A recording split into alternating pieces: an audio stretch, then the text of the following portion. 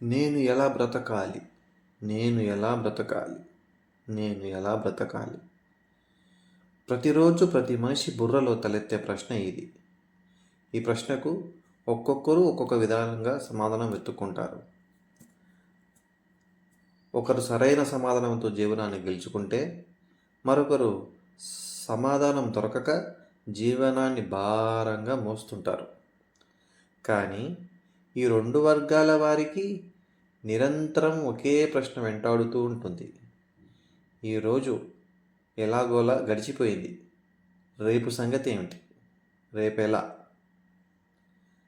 విచిత్రం ఏమిటంటే, నీవు ఎంతటి దరిద్రంలో ఉన్నా, ఎంతటి ఐశ్వర్యంలో ఉన్నా, ఈ ప్రశ్న మాత్రం నేను వెంటాడుతూనే ఉంటుంది.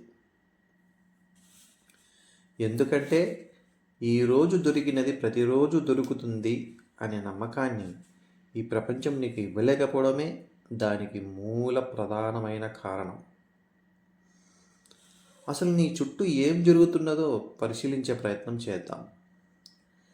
నీ జీవనం కొనసాగాలంటే నీ చేతిలో ఉన్న డబ్బు, నీ కుటుంబము, నీ ఉద్యోగము, నీ చుట్టూ ఉన్న వ్యవస్థలు అనుకూలిస్తే జరుగుతుందని అనుకుంటున్నావు.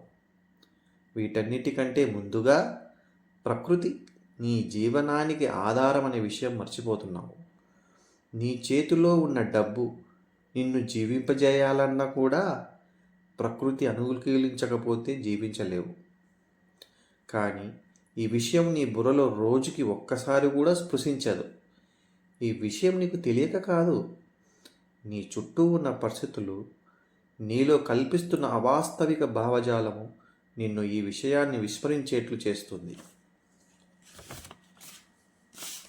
ఒక ఉమ్మడి కుటుంబాన్ని పోషించడానికి ఒక వ్యక్తి తన శక్తియుక్తులను ఖర్చు చేసి 1,00,000 రూపాయలు ఇచ్చాడు అనుకోండి.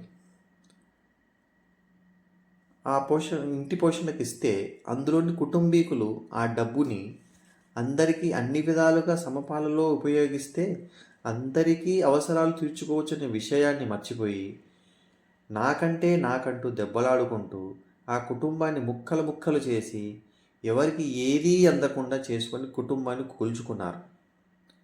అదేవిధంగా ఈ ప్రకృతి సమస్త జీవరాశులను పోషించే సామర్థ్యం ఉందన్న విషయాన్ని మనిషి కూడా మర్చిపోయి ప్రవర్తిస్తూ సంఘంలో విషభావజాలాన్ని విస్తరింపజేస్తున్నాడు.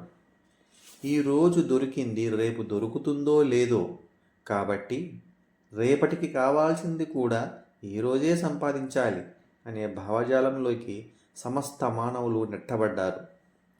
అసలు జరగవలసిందేమిటి? సమస్త మానవాళిని పెంచి పోషించే సామర్థ్యం ఉన్న ప్రకృతి వనరులను ప్రజలందరికీ అవసరమైన రీతిలో అందుబాటులోకి తీసుకురావడానికే కదా మనం రకరకాల గవర్నమెంట్ శాఖలను, వ్యవస్థలను నిర్మించుకున్నాము.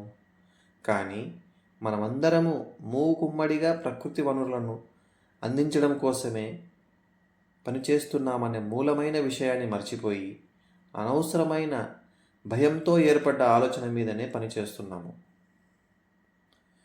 రేపటిది కావాల్సినది కూడా ఈరోజే సంపాదించాలి అనే ఆలోచన మీదనే పనిచేస్తున్నాము.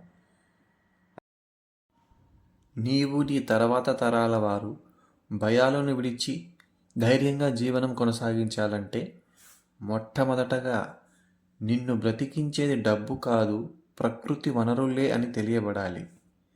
నీ జేబులోని డబ్బు బలము కాదు, ఆరోగ్యమైన ప్రకృతియే నీ బలమని అర్థం కావాలి. నీ సంపద వ్యవహారిక అవసరం కోసం ఏర్పరచుకున్న కరెన్సీ కాగితం ముక్కలో లేదు. అయితే ఎక్కడుంది అది? ధనమగ్నిర్ధనం వాయుర్ధనం సూర్యోధనం వసుః ధనమింద్రో బృహస్పతిర్వరుణం ధనమశ్నుతే అని వేదం చెప్తోంది.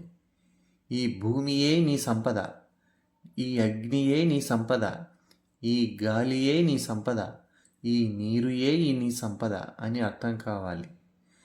ప్రకృతి వనరులను అందరికీ అందుబాటులోకి అవసరమైన రీతిలో అందించగలగడమే నిజమైన మానవ జాతి యొక్క అభివృద్ధి.